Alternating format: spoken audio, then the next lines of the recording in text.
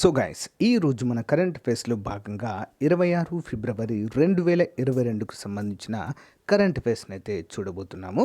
చాలా important questions ఉన్నాయండి.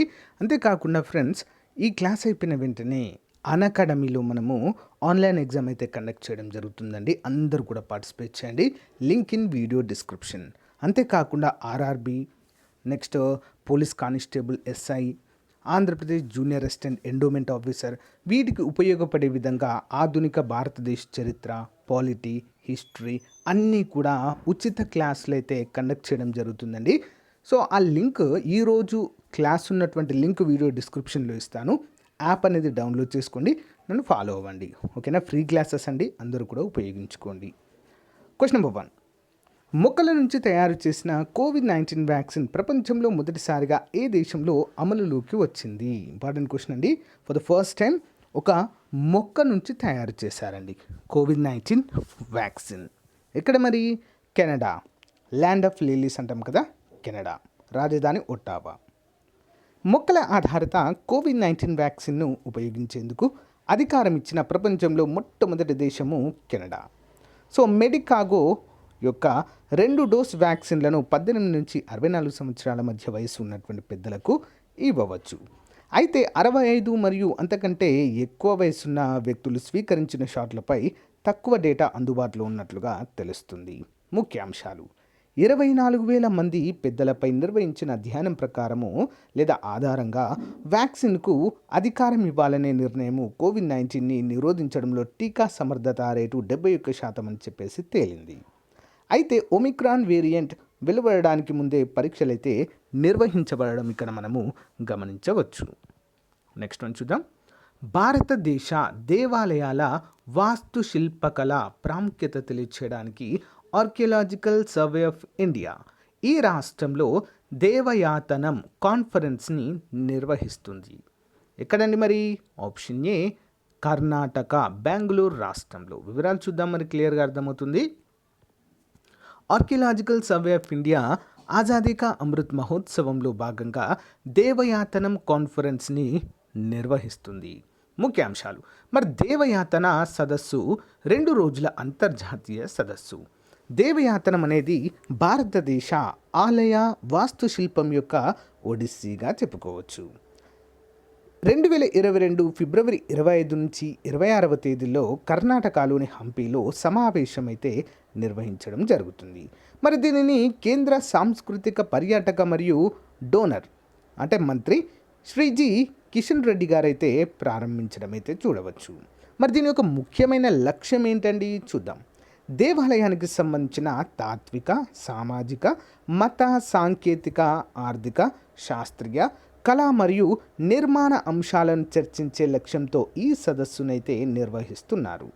ఇది వేసార, నగార, ద్రావిడ, కళింగ మరియు ఇతర ఆలయ నిర్మాణ శైలి యొక్క వివిధ శైలులు, పరిణామము మరియు అభివృద్ధిపై సంభాషణను అభివృద్ధి చేయడానికి కూడా ప్రయత్నిస్తూ ఉంటుంది.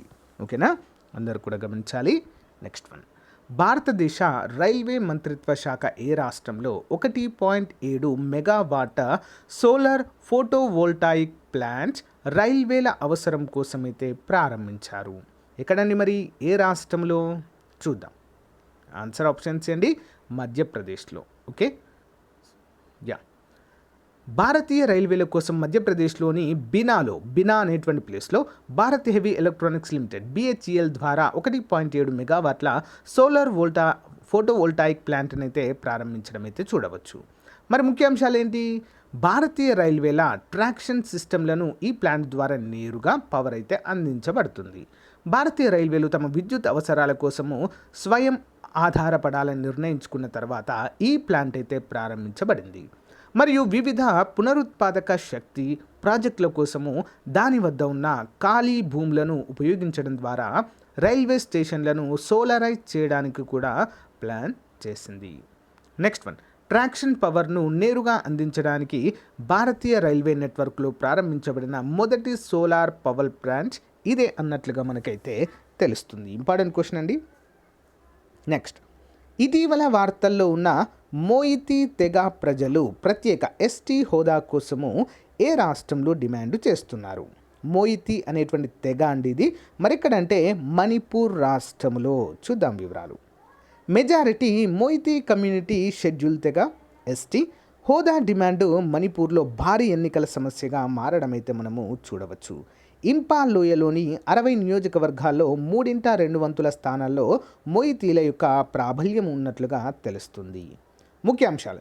మరి ఇంపాల్ లోయలో మెజారిటీ మేధావులు మరియు ప్రజలు ఎస్టీ హోదా డిమాండ్కు అనుకూలంగా మరియు వ్యతిరేకంగా కూడా చర్చిస్తుండడం అయితే చూడవచ్చు. మణిపూర్ హ్యూమన్ రైట్స్ కమిషన్ మాజీ చైర్పర్సన్ యాంభేమ్ లాభా. నెక్స్ట్, చాలామంది మైతీలు హిందువులే అయినప్పటికీ వారు ఇప్పటికీ పాత గిరిజన వ్యవస్థను అనుసరిస్తున్నారని చెప్పేసి ఇక్కడ అభిప్రాయపడడం అయితే చూడవచ్చు. మొయితీస్ యొక్క స్థితి ఏంటో చూద్దాం. 1935 వరకు మొయితీలు భారతదేశ జనాభా గణనలో ఎస్టీలుగా నమోదు చేయబడ్డారు. మరి 1949-50 రాజ్యాంగాన్ని రూపొందించినప్పుడు అస్సాం మాజీ ముఖ్యమంత్రి గోపీనాథ్ బార్దోలోయ్ మైతీలను ఎస్టీలుగా చేర్చాలనుకుంటున్నారా అని అడిగారు. వారు కేవలము 3 వ్యక్తుల అభిప్రాయాలను ఎంచుకున్నారు. ఏంటి మరి? బ్రాహ్మణులు మరియు ఒక సంస్కృతి మొయితీ. మరి గిరిజనుల సామాజిక ఆర్థిక జీవన శైలి కారణంగా వారు ఎస్టీలుగా మారలేరని వారు అభిప్రాయం అయితే వ్యక్తం చేయడాన్ని చూడవచ్చు. Okay, next one. Russia Ukraine యుద్ధం కారణంగా భారతదేశంలో ఏర్పడిన ఆర్థిక సంక్షోభాన్ని చర్చించడానికి ఎవరి అధ్యక్షతన క్యాబినెట్ కమిటీ ఆన్ సెక్యూరిటీ సమావేశం ఏర్పాటు చేశారు? ఆన్సర్ ఆప్షన్ డి అండి, నరేంద్ర మోదీ. వివరాలు చూద్దాం. ఫిబ్రవరి 24, 2022న ఉక్రెయిన్లో రష్యా సైనిక కార్యకలాపాల కారణంగా ఏర్పడిన సంక్షోభాన్ని చర్చించేందుకు ప్రధానమంత్రి నరేంద్ర మోదీ అధ్యక్షతన జరిగిన క్యాబినెట్ కమిటీ ఆన్ సెక్యూరిటీ కీలకమైన సమావేశానికి అధ్యక్షత వహించారు. ముఖ్యాంశాలు. మరి ఈ అంశంపై రష్యా అధ్యక్షుడు వ్లాదిమిర్ పుతిన్తో మోదీ మాట్లాడారు. మరి global brent crude oil intraday ట్రేడ్లో బ్యారెల్ USD 105 అంటే $105 దాటడానికి 8% కంటే ఎక్కువ పెరిగిన రోజున సమావేశం అయితే జరిగింది. 2014 తర్వాత ఇదే అత్యధికంగా మనమైతే చెప్పుకోవచ్చు. మరి ఉక్రెయిన్లో రష్యా దాడి ప్రపంచ ఇంధన సరఫరాలో అంతరాయాల గురించి ఆందోళన వ్యక్తం చేయడంతో ధర అయితే పెరిగింది. మరి ఈ సమావేశంలో గ్లోబల్ క్రూడ్ ఆయిల్ ధరలు పెరగడము మరియు స్టాక్ మార్కెట్లలో పతనమైన నేపథ్యంలో రష్యా ఉక్రెయిన్ సంక్షోభం భారతదేశంపై స్థూల ఆర్థిక ప్రభావం గురించి కూడా ఇందులో చర్చించడం అయితే మనము చూడవచ్చు. ఓకే, నెక్స్ట్ వన్ చూద్దాం. ఇటీవల వార్తల్లో ఉన్న మీరాబాయ్ చాను సింగపూర్లో జరిగిన ఇంటర్నేషనల్ ఈవెంట్లో స్వర్ణ పతకాన్ని గెలుపొందారు. అయితే వీరు ఏ క్రీడా అంశానికి చెందినవారు? మీరాబాయ్ చాను. ఆప్షన్ బి అండి, వెయిట్ లిఫ్టింగ్. వివరాలు చూద్దాము. భారత వెయిట్ లిఫ్టర్ మరియు 2020 టోక్యో ఒలింపిక్స్ రజత పతక విజేత మీరాబాయ్ చాను ఫిబ్రవరి 25, 2022న జరిగిన సింగపూర్ వెయిట్ లిఫ్టింగ్ ఇంటర్నేషనల్ 2022లో 55 కేజీల వెయిట్ విభాగంలో బంగారు పతకాన్ని గెలుచుకుంది. మరి చాను 191 కేజీలు, 86 కేజీలు ప్లస్ 105 కేజీల విభాగంలో పోటీపడి మరి వాటిని ఎత్తి పోడియం పైన నిలిచారు. ఓకే, బంగారు పతకంతో. మరి ఈ విజయంతో 27 ఏళ్ల చాను 55 కేజీల బరువు విభాగంలో బర్మింగ్హామ్ 2022 కామన్వెల్త్ గేమ్స్కి అర్హత సాధించింది. మరి ఆమె కామన్వెల్త్ ర్యాంకింగ్స్ ఆధారంగా 49 కేజీల బరువు విభాగంలో CWGకి కూడా అర్హత పొందడం అయితే మనము చూడవచ్చు. అంటే కామన్వెల్త్ గేమ్స్కి అర్హత. నెక్స్ట్ వన్ చూద్దాము. ఇటీవల నేషనల్ గవర్నెన్స్ డివిజన్ చీఫ్గా నియమితులైన డిజిటల్ ఇండియా కార్పొరేషన్ CEO పేరేంటి? Okay, already digital India corporation CEOగా ఉన్నటువంటి ఎవరిని గవర్నెన్స్ డివిజన్ చీఫ్గా నియమించారు? నేషనల్ గవర్నెన్స్ డివిజన్ చీఫ్ ఎవరండి మరి? Option C, Abhishek Singh. 1995 batch IAS అధికారి మరియు డిజిటల్ ఇండియా కార్పొరేషన్ CEO అయినటువంటి అభిషేక్ సింగ్ కొత్త నేషనల్ గవర్నెన్స్ డివిజన్ చీఫ్గా నాగాలాండ్ క్యాడర్కు చెందిన 1995 బ్యాచ్ IAS అధికారి ర్యాంక్ మరియు అదనపు సెక్రటరీ హోదాలో ఉంటారు. Digital India company managing director మరియు చీఫ్ గవర్నమెంట్ ఆఫీసర్ యొక్క ఫుడ్ యాప్ యొక్క అదనపు ఖర్చును అధికారి భరించవలసి అయితే ఉంటుంది. మరి నాగాలాండ్ క్యాడర్కు చెందిన 1995 బ్యాచ్ IAS అధికారి అదనపు కార్యదర్శి హోదా మరియు వేతనంలో ఈ స్థలాన్ని అయితే అంటే ఈ యొక్క పొజిషన్ అయితే నిర్వహిస్తారు అన్నట్లుగా తెలియజేశారు. నెక్స్ట్ వన్, ఈఎక్స్ ధర్మ గార్డియన్. ఈఎక్స్ అంటే ఏంటి? ఎక్సర్సైజ్ ధర్మ గార్డియన్ 2022 పేరుతో భారతదేశము ఏ దేశానికి మధ్య సంయుక్త సైనిక వ్యాయామమును 3వ ఎడిషన్ రూపంలో ఫిబ్రవరి 27 నుంచి అయితే నిర్వహించనున్నారు. ఏ దేశంతో అండి? ఎక్సర్సైజ్ ధర్మ గార్డియన్ 2022. ఆన్సర్ ఆప్షన్ అండి జపాన్తో. చూద్దాం, భారతదేశము మరియు జపాన్ మధ్య సంయుక్త సైనిక వ్యాయామము ఎక్స్ ధర్మ గార్డియన్ 2022 యొక్క 3వ ఎడిషన్ 27 ఫిబ్రవరి నుంచి 10 మార్చ్ 2022 వరకు కర్ణాటకలోని బెలగావి అంటే బెల్గాంలో నిర్వహించబడుతుంది. మరి భారత సైన్యంలోని 15వ బెటాలియన్ మరాఠా లైట్ ఇన్ఫ్రాంట్రీ రెజిమెంట్ మరియు Japanese ground self defence forces యొక్క 30వ పదాది దళ రెజిమెంట్ ఈ 12 రోజుల ఉమ్మడి వ్యాయామంలో అయితే పాల్గొన్నారు. వ్యాయామం గురించి చూద్దాము. సైనిక వ్యాయామము జంగిల్ అండ్ సెమీ అర్బన్ భూముల్లో కార్యకలాపాలపై దృష్టి పెడుతుంది. మరి రెండు సైన్యాల మధ్య పరస్పర అవగాహనలను పెంపొందించడము మరియు అపరబిలిటీని రూపొందించడము ఈ వ్యాయామం యొక్క లక్ష్యంగా చెప్పుకోవచ్చు. నెక్స్ట్ వన్, అంతర్జాతీయ మేధో సంపత్తి సూచిక 2022లో 38.6% స్కోరుతో భారతదేశం ఎన్నవ స్థానంలో ఉంది? ఆప్షన్ అండి 43వ స్థానము. చూద్దాం, భారతదేశము తన మొదటి ఐపీ ఇంటెలెక్చువల్ ప్రాపర్టీ స్కోర్ను 38.4% నుంచి 38.6%కి మెరుగుపరుచుకుంది. మరియు అంతర్జాతీయ మేధో సంపత్తి సూచిక 2022లో దేశము 55 దేశాలలో 43వ స్థానంలో ఉంది. మరి ఈ సూచికను యుఎస్ ఛాంబర్ ఆఫ్ కామర్స్ యొక్క గ్లోబల్ ఇన్నోవేషన్ పాలసీ సెంటర్ విడుదల చేసింది. జూలై 2021లో వాణిజ్యంపై పార్లమెంటరీ స్టాండింగ్ కమిటీ భారతదేశంలోని మేధో సంపత్తి హక్కుల పాలన యొక్క సమీక్షను విడుదల చేసింది. మరి ఈ సమీక్ష స్వాగతించదగిన పరిణామము మరియు భారతదేశ జాతీయ ఐపీ వాతావరణం యొక్క బలాలు మరియు బలహీనతల గురించి సమగ్రమైన మరియు వివరణాత్మక అధ్యయనాన్ని అయితే అందించడాన్ని చూడవచ్చు. నెక్స్ట్ వన్ చూద్దాము. మహాత్మా గాంధీ జాతీయ గ్రామీణ ఉపాధి హామీ పథకంలో ఫిర్యాదుల స్వీకరణకు అంబుడ్స్మన్ యాప్ విడుదల చేసిన కేంద్ర మంత్రి ఎవరు? ఓకే, మహాత్మా గాంధీ గ్రామీణ జాతీయ ఉపాధి హామీ పథకంలో ఏమైనా ఫిర్యాదుల స్వీకరణకు మరి దీన్ని అయితే ఏర్పాటు చేశారండి అంబుడ్స్మన్ యాప్. ఎవరు ప్రారంభించారండి? ఆప్షన్ ఏ గిరిరాజ్ సింగ్, కేంద్ర మంత్రి. మహాత్మా గాంధీ ఎన్ఆర్ఈజీఏ, సో మన్రేగా అంటారు యాక్చువల్గా. మన్రేగా కోసము కేంద్ర గ్రామీణాభివృద్ధి మరియు పంచాయతీరాజ్ శాఖ మంత్రి గిరిరాజ్ సింగ్ అంబుడ్స్మన్ పర్సన్ యాప్ను ప్రారంభించారు. గ్రామీణాభివృద్ధి మంత్రిత్వ శాఖ అంబుడ్స్మన్ వివిధ వనరుల నుంచి వచ్చిన ఫిర్యాదుల ఆధారంగా ఫిర్యాదులను సజావుగా నివేదించడము మరియు వర్గీకరించడం కోసము అంబుడ్స్ పర్సన్ యాప్నైతే అభివృద్ధి చేసింది. మరి రాష్ట్రాలు యూనియన్ టెరిటరీలలో మహాత్మా గాంధీ ఎన్ఆర్ఈజీ పథకము అమలుకు సంబంధించిన భౌతిక, డిజిటల్ మరియు మాస్ మీడియా మరి యాప్ గురించి చూద్దాము. ఈ యాప్ మార్గదర్శకాల ప్రకారం ప్రతి సందర్భంలోనూ అంబుడ్స్ పర్సన్ ద్వారా సులభంగా ట్రాకింగ్ మరియు సకాలంలో అవార్డులను పొందేలా చేస్తుంది. అంబుడ్స్ పర్సన్ యాప్ ద్వారా వెబ్సైట్లో త్రైమాసిక మరియు వార్షిక నివేదికలను కూడా సులభంగా అప్లోడ్ చేయవచ్చు. ఓకే, నెక్స్ట్ వన్, ఇటీవల పారాషూట్ రెజిమెంట్ శిక్షణా కేంద్రంలో 4 పారాషూట్ బెటాలియన్లకు chief of army staff general MM Naravane president's colour award లేదా నిషాన్ అందించారు. అయితే ఇది ఎక్కడ ఉంది? ఏది అండి? పారాషూట్ రెజిమెంట్ శిక్షణా కేంద్రం ఎక్కడ ఉంది? ఆన్సర్ ఆప్షన్ సి అండి బెంగళూరులో ఉంది. బెంగళూరులోని పారాషూట్ రెజిమెంట్ శిక్షణ కేంద్రంలో 4 పారాషూట్ బెటాలియన్లకు chief of army staff general MM Naravane president's colours award లేదా నిషాన్ అందించారు. 4 బెటాలియన్లు 11 para special forces, 21 para special forces, 23 para మరియు 29 పారా బెటాలియన్లు ప్రెసిడెంట్ కలర్ అవార్డు లేదా నిషాన్ అనేది ఒక మిలిటరీ యూనిట్కు యుద్ధ సమయంలో మరియు శాంతిలో దేశానికి చేసిన అసాధారణమైన సేవలకు గుర్తింపుగా ఇచ్చే అత్యున్నత గౌరవాలలో ఒకటిగా మనమైతే చెప్పుకోవచ్చు. Okay, important question. Next one చూద్దాము. ఏ రాష్ట్రానికి చెందిన తొలి గిరిజన ముఖ్యమంత్రి హేమానంద బిస్వాల్ ఇటీవల కన్నుమూశారు? ఏ రాష్ట్రానికి చెందిన వారండి? Option A Odisha. చూద్దాము. ఒడిషా తొలి గిరిజన ముఖ్యమంత్రి, ఆ రాష్ట్ర చివరి కాంగ్రెస్ ముఖ్యమంత్రి అయినటువంటి హేమానంద బిస్వాల్ కన్నుమూశారు. మరి అతని వయసు 82 సంవత్సరాలు.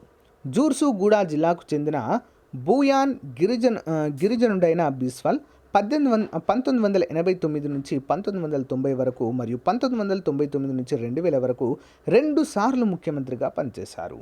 డిసెంబర్ 1999లో మాజీ ముఖ్యమంత్రి గిరిధర్ గమాంగ్ వైఫల్యం కారణంగా ఆయన స్థానంలో మళ్ళీ ముఖ్యమంత్రి అయ్యారు.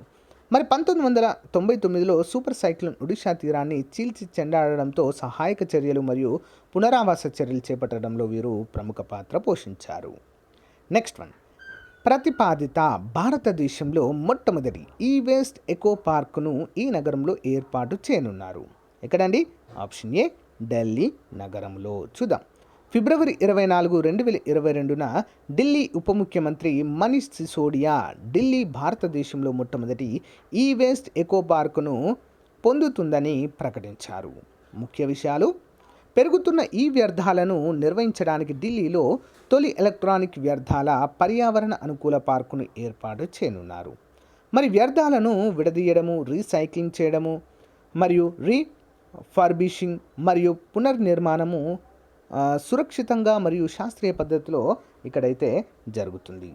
మరి 20 ఎకరాల స్థలంలో దీన్ని నిర్మిస్తున్నారు. ఢిల్లీలో వ్యర్థాల ఉత్పత్తి ప్రస్తుతం ఢిల్లీలో ఏటా 2 లక్షల టన్నుల ఈ వ్యర్థాల ఉత్పత్తి అయితే అవ్వడం మనము చూడవచ్చు. Additional questions. జమ్మూ మరియు కాశ్మీర్లో ప్రభుత్వము పర్పుల్ విప్లవాన్ని ప్రారంభించింది. ఇది ఏ పంట సాగుతో ముడిపడి ఉంది? పర్పుల్ సాగు. Okay, purple revolution. ఆప్షన్స్ ఏంటి? లావెండర్ల ఉత్పత్తి. ఇంపార్టెంట్. ఈ దేశాలలో ఏ దేశంలో బ్లూ ఎకానమీ మరియు ఓషన్ గవర్నెన్స్ ఒప్పందంపై భారతదేశము రోడ్ మ్యాప్పై సంతకం చేసింది? Option D France.